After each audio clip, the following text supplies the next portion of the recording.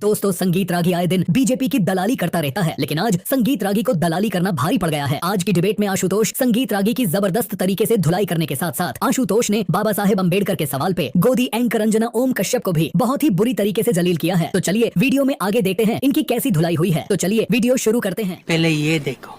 चलिए आशुतोष जी, अब आप इस मैदान में आइए, क्योंकि देखिए पीएम ने जो कहा है, प्रधानमंत्री ये कह रहे हैं कास्ट सेंसस, ये वही कांग्रेस पार्टी है जिसने एक वक्त पर आरक्षण के मुद्दे पर मंडल कमीशन की सिफारिशों को लेकर अलग राय रखी थी। अच्छा, आज वो कास्ट सेंसस, आरक्षण, इन तमाम मुद्दों पर क्या जातिवाद की पॉलिटिक्स के लिए आगे नहीं बढ़ रहे? क्योंकि उनको भी पता चल चुका है हिंदुत्व तो चलेगा तो बीजेपी को वाह वाह। बेशर्मो शर्म करो शर्म। अगर कास्ट के आधार पर फॉल्ट लाइंस को विपक्ष सामने रख पाएगा, वोट बटेगा, तो विपक्ष की जीत होगी। ये तो मतलब कोई भी एनालिस्ट आपको समझाएगा। तो क्या ये जो स्ट्रैटेजी है उसके खिलाफ पीएम का हमला ठीक नहीं है? चलिए शुरू करते हैं। देखिए, प्रधानमंत्री जाहिर सी बात है वो अपनी पार्टी की बात करेंगे और वो विपक्ष पर हमला करेंगे, विपक्ष को जातियों के आधार पर बांटने की बात करेंगे, इसमें कोई दो राय नहीं। वो अपनी राजनीति कर रहे हैं, वो हिंदुत्व की बात कर रहे हैं, उनको महाराष्ट्र के अंदर चुनाव जीतना है। लेकिन जो लोग जाति की बात करते हैं, जो जातिवाद के बारे में बात करते हैं, मुझे कहना है कि इस देश के अंदर खुलकर जातिवाद होना चाहिए। इसलिए होना चाहिए क्योंकि ये जो पर्दे के पीछे सारी राजनीतिक पार्टियां एक हिपोक्रेटिक स्टैंड लेके चलती हैं, सारा ऐसी कोई कॉन्स्टिट्यूएंसी नहीं होगी जहां जाति के आधार पर टिकटों का बंटवारा नहीं होता। बात तो सही है। कोई भी पार्टी अगर ये कहती तो झूठ बोलती, कोई भी नेता कहता तो झूठ बोलता। इसलिए जब आज ओबीसी के बारे में बातचीत होगी, जब दलितों के बारे में बातचीत होगी, जब आदिवासियों के बारे में बातचीत होगी, तो इसके बारे में कास्ट सेंसस क्यों नहीं होना चाहिए? ये बड़ी अच्छी बात कही है। और मैं तो साफ तौर पे कहता हूं कि भारतीय जनता पार्टी को कास्ट सेंसस कराना चाहिए। क्यों भाग रही हो? अगर उनको अपनी उपलब्धियों पर गर्व है, अगर सरकार को अपनी उपलब्धियों पर भरोसा है तो कराना चाहिए। लेकिन हैरानी की बात, ये कास्ट सेंसस तो छोड़ दीजिए, सेंसस तक अभी नहीं हो पा रहा। 2024 हो गया, अभी तक नहीं पता सेंसस कब होगा। समझ रहे हो कि मुझे अगर कहीं से चुनाव लड़ाया गया तो पार्टी ने सोचा कि भाई इस इलाके के अंदर इस जाति के लोग ज्यादा होंगे, इसमें तो कोई दो राय है नहीं। और जो पार्टी ये कहती है कि वो जातिवादी राजनीति नहीं करती, वो सिर्फ झूठ बोलती है, उनसे कहिए वो गंगा में खड़े होकर ये बात कर दे, या गीता पे हाथ रख के बात कर दे, कुरान पे हाथ रख के कर दे, बाइबल हाथ रख के। बिना कास्ट कॉम्बिनेशन के कोई पॉलिटिक्स इस देश के अंदर कर ही नहीं सकता। तो उसकी जड़ें कहां पर है? वोटर के मन में? नहीं, वोटर के मन में नहीं है। ये जातिवाद, हमारा समाज जातिवादी है। आप सुबह उठिए, कोई भी अखबार मैट्रिमोनियल उठा के देख लीजिए, हम अपने बेटे बेटियों की शादी करते तो अपनी जाति में खोजते। ये हुई ना बात। आपको इंसान नहीं दिखाई पड़ता, आपको जाति दिखाई पड़ती। अगर है हिम्मत, मैट्रिमोनियल तो पूछिए ना, एकदम फेयर, ब्यूटीफुल, फला चिला, फिर जात जरूर आता है। वो रेसिस्ट, कलर, हर चीज, मैं ये कहता हूं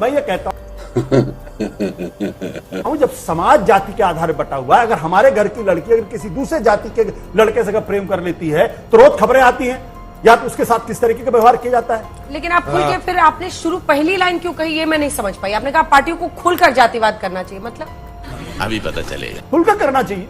ये छुपके क्यों करते हैं, झूठ क्यों बोलते कैमरे के ऊपर आके? प्रेम शुक्ला जी, ये सीधा आपके लिए है। उसके बाद मैं सारी राजनीतिक पार्टी में प्रेम शुक्ला के बारे में बात नहीं, सारी राजनीतिक पार्टी को लेकर। हम तो जातियों की राजनीति खुलकर करते हैं, जातियों को जोड़ने की राजनीति करते हैं। इसकी माँ का। जातियों को एक दूसरे से लड़ाने की राजनीति नहीं करते हैं। हम तो अंत्योदय की बात करते हैं, अंतिम पायदान पर खड़े व्यक्ति को जो है ऊपर लाने की बात करते हैं। अंजना जी, मैं बस 3 बातें बोलना चाहता हूँ। संविधान के प्रियम्बल को सबसे पहले बर्बाद किसने किया? कांग्रेस पार्टी ने। हमारे में तेरे बाप को मत सिखा, चल। इसको मैं फ्रॉड कहता हूँ। 42वां संशोधन किया, लेकिन डेट कौन सा है? अभी भी संविधान में जो 26 जनवरी 1950 का है, वही डेट आज भी कंटिन्यू कर रहा है। यदि आपने परिवर्तन किया था तो कम से कम डेट भी चेंज कर देते, लेकिन ये फ्रॉड जो है वो कांग्रेस पार्टी ने कर रखा है।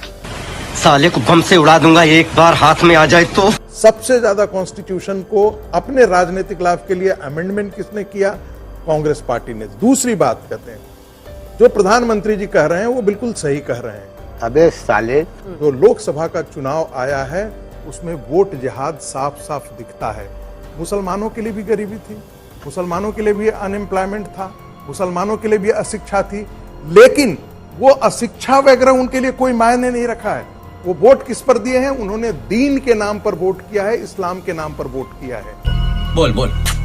तीसरी बात, लेबनान एक हमारे पास सबसे बेहतरीन एग्जाम्पल है।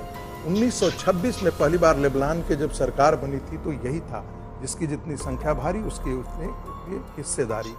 बाद में 1948 के बाद लेबनान में इसी कंटिन्यूटी में किया गया। हाँ बेटा, लगता है तुम गू खा के ही मानोगे। आज लेबनान किस रास्ते पर है ये बताने की आवश्यकता नहीं है। अभी मेरे मित्र आशुतोष कह रहे हैं कि जातियों के आधार पर बांट दें। जिस दिन जातियों के आधार पर ये समाज बटेगा, जिस समाज को इतना खड़ा करके लाया गया था, ये एक नहीं, हजारों जातियां यहाँ पर गृहयुद्ध हिंदुओं के बीच आपस में, यही इनकी तैयारी है। कुछ भी मुझे तो लगता है कि नहीं, 10 सेकंड बहुत जल्दी मुझे लगता है कि जातीय जनगणना और उसके बाद जो ये बात है, राहुल गांधी किसी विदेशी एजेंडे के तहत काम कर रहे हैं। कोई न कोई है जो बाहरी ताकत है जो इस देश को इस हिस्से पे बांट देना चाहती है।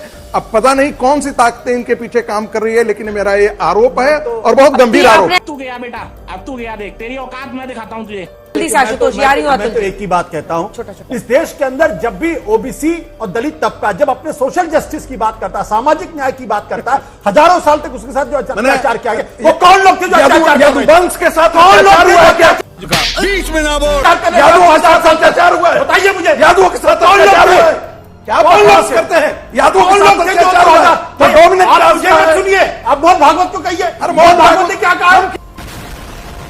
किसी के अब मोहन भागवत ने क्या कहा? उन्होंने कहा 2000 साल यादव इनको अत्याचारी, जब आप सामाजिक न्याय की बात करेंगे, यादव अत्याचार के बारे में बात करेंगे तो जातिवादी बता दिया जाएगा। क्या आप समाज को तोड़ने की बात करेंगे? क्या मैं तो नहीं जानता आपकी जाति क्या है। कैसे पढ़े लिखे नहीं जानता आपकी जाति कैसे कैसे है? लेकिन आपको मेरी जाति पता है ना। आपको आप मेरी जाति को आपने बताया कि आपकी जाति क्या है, हम बताने नहीं जाते बिल्कुल हमारी जाति क्या है। इसलिए मजा आया। मैं कहता हूं, आप लोग दलित विरोधी हैं और ओबीसी विरोधी हैं। जिंदगी भर विरोध करते हैं, फिर विरोध करना चाहते हैं। यादव जो है वो दलित है। अरे क्या इनकी बुद्धि है? नहीं, बुद्धि आपकी है, क्योंकि आप अपना वर्चस्व नहीं छोड़ना तो नहीं कर सकते। बाल बुद्धि बाल बुद्धि मैं तो यूज नहीं कर सकता है। अरे कहां से हो सकता है यादव? जो डोमिनेंट कास्ट है वो कहां से हो सकता है? मैं तो यादव की बात नहीं कर रहा हूं, मैं तो यादव की बात आप कर रहे हो। तो वही जिक्र आप किया, कर रहे हो, मैंने वही किया। अरे वो जो 2000 साल से लोग न्याय नहीं दिला रहे थे, यदुवंश भगवान कृष्ण का सुनिए ना आप, वो दलित। इस देश में जितने शिक्षालय थे उतना ये इनको होश नहीं होगा। हमारे यहाँ एजुकेशन जो है ना फ्लेक्सिबल हुआ करता था, मॉर्निंग से लेकर के इवनिंग तक हुआ था, और गांव तक पाठशालाएं हुआ करती थी। इनको पता ही नहीं है कौन है ये लोग, कहां से आते हैं? और मद्रास प्रेसिडेंसी की रिपोर्ट में पढ़िएगा, वहां दलित और नॉन दलित के बीच में कोई विभाजन नहीं होता था। दूसरी बात, आपने 42वां संशोधन आपने तो पूरी उसकी आत्मा ही मार डाली। लोग तेरे को बताते तेरी माँ की। अरे सेक्युलरिज्म फैसला दिया कि सुप्रीम कोर्ट पर मैंने आपसे बात नहीं किया है ना, अभी बोलने दीजिए मुझे। अभी आप चुप रहिए, चुप रहिए अभी। तू चुप रहे बाबा, तू चुप रहे। नहीं, मुझे सुप्रीम कोर्ट अभी परसों फैसला दिया है कि हिंदुस्तान की जेलों के अंदर जाति के आधार पर डिस्क्रिमिनेशन होता था। सुप्रीम कोर्ट ने फैसला दिया भाई, और आप डिनाई कर रहे हैं। मैंने भी नहीं कर रहे। बात एजुकेशन पर चल रही है। अरे भाई, आप एजुकेशन में बोल रहे हैं। अभी तक आजादी के बाद अभी तक जेलों के अंदर। अरे तो ये पूछो ना, जो 54 साल तक इस देश पर राज किया, कौन से सवाल नहीं पूछते हो आप? मैं तेरा दोगलापना उतारता हूँ। अरे भाई, आप पूछो ना, जिसके प्रवक्ता बनकर क्या बैठे। ये तो मानो ना कि डिस्क्रिमिनेशन होता है जाति के आधार पे। आप बताओ, कांग्रेस पार्टी हिंदुस्तान की जेल में हो रहा था, सुप्रीम कोर्ट ने मना किया। भाई मैं कह रहा हूं एजुकेशन की बात के बारे में उन्होंने डिस्टॉर्टेड ये किया कि कान में शीशे डाले जाते थे। अरे आपको मालूम है कौशिक ऋषि कौन थे? बाबा साहब ऋषि कौन थे? उन्होंने लिखा है कि कमर में झाड़ू लेके चलना पड़ता था। अरे भाई, मैं तो बाबा साहब बात कर रहा हूँ, रिश्तों की बात कर रहा हूँ। लेकिन आशुतोष जी, बाबा साहब अम्बेडकर चुनाव लड़े तो क्या हुआ उनके साथ, ये भी बताइए। आज सुनते हैं। वो बात आपकी बिल्कुल सही है। ये भारत का दुर्भाग्य है। बाबा साहब अम्बेडकर जब चुनाव लड़े तो उनके साथ क्या हुआ, ये आपको आशुतोष जी बताएंगे। ये तो दुर्भाग्य है इस देश का। क्या हुआ? बिल्कुल ये दुर्भाग्य है। नहीं, मुझे नहीं पता है क्या हुआ। नहीं पता, आपके दर्शकों को पता है बात। इस देश का दुर्भाग्य है कि जो और हिंदुस्तान की जनता ने, हिंदुस्तान के लोकतंत्र ने साबित कर दिया कि जिसको यहाँ चुनाव से हार गए, आज 70 साल बाद किसी की हिम्मत नहीं है जो बाबा साहब अम्बेडकर के सिद्धांतों के खिलाफ बातचीत कर सके। यहां तक कि वो लोग जिन्होंने बाबा साहब अंबेडकर के पुतले जलाए और आरएसएस के लोगों ने पुतले जलाए थे उस वक्त, जनसंघ के लोगों ने पुतले जलाए थे। अमेरिका का दलाल खत्म।